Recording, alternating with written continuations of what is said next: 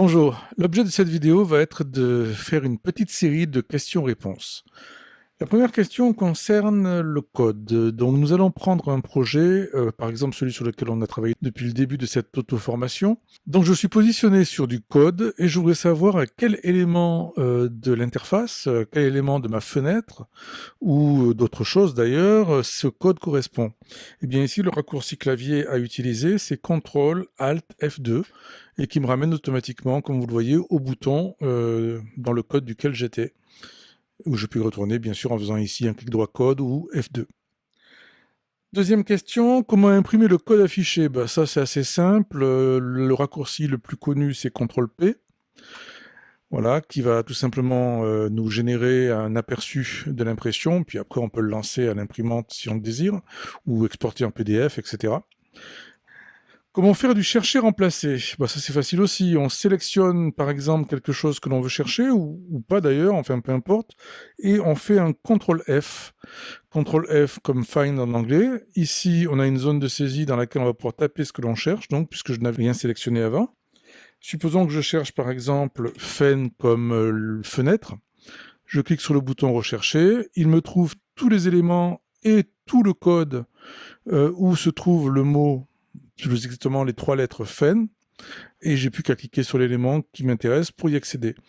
Comme vous le voyez, ici, vous avez toute une série d'options. Vous allez pouvoir, par exemple, notamment ici, choisir d'ignorer ou pas les accents, de préciser si votre recherche portera sur un mot complet ou sur une partie du mot. Vous disposez également de ce petit bouton plus qui vous permet de préciser si vous faites votre recherche dans le code, dans les champs, dans les liaisons, etc. Donc différentes possibilités qui vous permettent de restreindre ou d'améliorer la précision de la recherche. Que signifient les plus et les moins qui se trouvent dans l'éditeur de code ici dans le texte? Eh bien, ça permet tout simplement de fermer et d'ouvrir des portions de texte, comme par exemple les boucles, les conditions, les selon ici. Les commentaires éventuels restent toujours visibles au-dessus des textes repliés. La combinaison de touches CTRL astérisque du pavé numérique vous permet de déplier tout le code replié. Peut-on identifier la personne qui a écrit une ligne de code? Il suffit d'appuyer sur F6 pour voir apparaître le prénom de la personne ainsi que la date. Dans le même ordre d'idées, si vous voulez afficher les numéros de ligne de code, vous pouvez aller dans le volet affichage et cocher la case afficher les numéros de ligne, ce qui vous permet donc de voir les lignes numérotées, le raccourci clavier correspondant étant CTRL majuscule G. Comment obtenir de l'aide de la syntaxe d'une fonction WLangage? En fait, vous avez plusieurs méthodes. Quand vous commencez à taper le nom d'une fonction, par exemple hlib premier, vous constatez déjà que vous avez à votre disposition un assistant qui va vous aider à remplir les paramètres de la fonction. Vous avez également la possibilité de survoler tout simplement le nom de la fonction pour avoir une aide un petit peu plus complète. Et vous pouvez également appuyer sur F1 et obtenir la page d'aide correspondante de l'aide en ligne. Vous obtenez là l'aide la plus complète que vous pouvez avoir sur les fonctions du WLangage. Enfin, quels sont les raccourcis clavier les plus intéressants à connaître? Eh bien, il y en a de nombreux. Vous pouvez par exemple, quand vous êtes sur un élément du projet, admettons un bouton, appuyer sur F2 pour faire apparaître les événements correspondants. Vous pouvez, en faisant CTRL F2, revenir sur l'élément duquel vous êtes parti.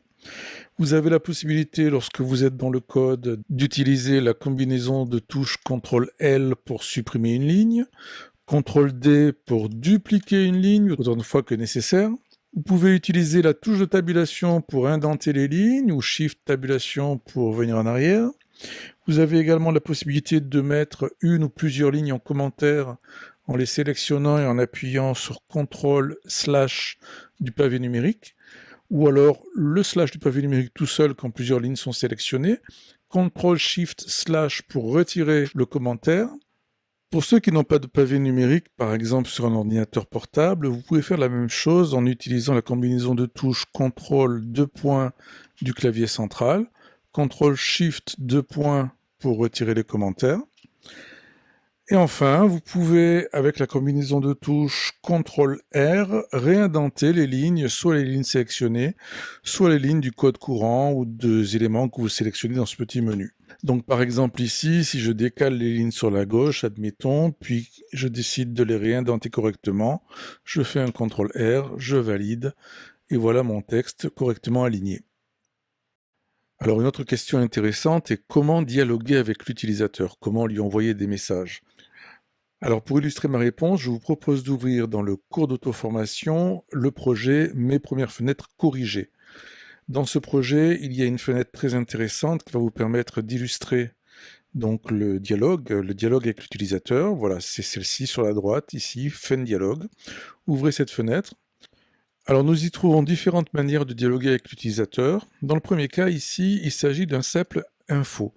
Si vous regardez donc le code de ce bouton info, il va tout simplement utiliser la fonction info à laquelle on passe le texte à afficher. Ça va afficher une boîte de dialogue toute simple avec le texte et un petit bouton OK. Sur le même principe, vous avez ici le message d'erreur. Dans le message d'erreur, on utilise la fonction erreur qui affiche aussi une boîte de dialogue avec le message à afficher. La différence, c'est l'icône qui accompagnera la boîte de dialogue et le son également qui est produit par Windows. Regardez un petit peu ce que ça donne si je fais un Go. Je clique sur le bouton info pour le premier exemple, ça nous affiche le message dans la petite boîte de dialogue. C'est un message informatif, donc avec une icône simple. Si je clique sur le bouton erreur, vous voyez le son est différent et l'icône également est différente. Donc c'est toute la différence entre erreur et info. Allons voir les autres boutons. Celui-ci va afficher un message dans le bas de la fenêtre. Alors ça suppose qu'ici vous ayez activé l'affichage du bas de la fenêtre. Ça se fera dans les propriétés de la fenêtre. Donc par exemple, en double-cliquant dessus, dans la description, vous allez ensuite sur Style. Et ici, vous avez donc l'option barre de message qui permet, quand on la coche, d'activer la barre du bas dans laquelle va s'afficher le message grâce à la fonction message tout simplement. Si on teste ici avec un Go, je clique sur le bouton message, vous voyez le message s'affiche en bas de l'écran. Donc ça c'est plutôt discret, l'utilisateur ne le voit pas nécessairement, c'est pas quelque chose d'intrusif. L'exemple suivant utilise la fonction dialogue. Alors le résultat c'est celui-ci. Si je clique sur le bouton dialogue, vous voyez une petite boîte de dialogue avec 3 boutons, une icône et un petit texte. Chaque bouton, bien sûr, a une fonction différente. Donc, par exemple, celui-ci est censé vider la zone de saisie qui était là. Voilà, c'est fait. Le troisième bouton ferme la fenêtre, etc. Alors, comment est faite cette boîte de dialogue? Eh bien, vous allez voir son code, il est ici. Alors, en fait, on utilise une fonction qui s'appelle dialogue et qui a un usage un peu particulier puisque on la manipule principalement au travers d'un assistant. Assistant qui vous est proposé automatiquement quand vous saisissez le mot-clé dialogue ou tout simplement après coup en revenant dessus en double-cliquant sur le petit bouton qui est ici à droite. Donc voici à quoi ressemble la boîte de dialogue de l'assistant. Vous avez ici le texte de la boîte de dialogue que vous allez créer.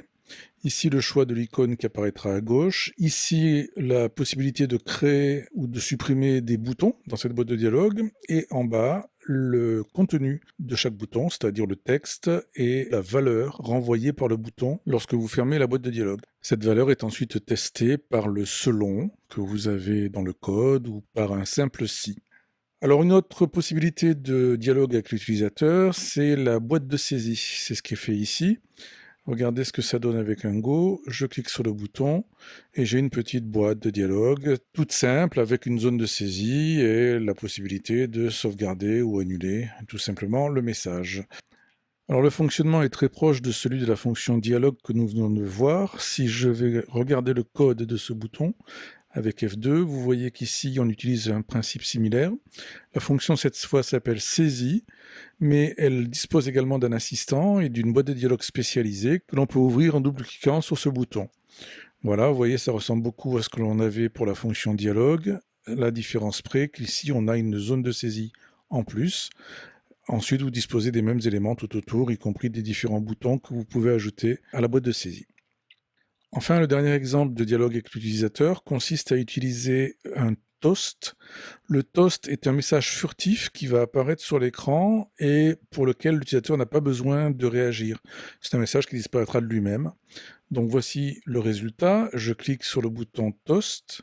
Le message s'affiche ici au milieu de l'écran et vous voyez, sans que je fasse rien, il finit par disparaître tout seul au bout de quelques secondes. Comment est-ce que c'est fait? Là aussi, pas très compliqué.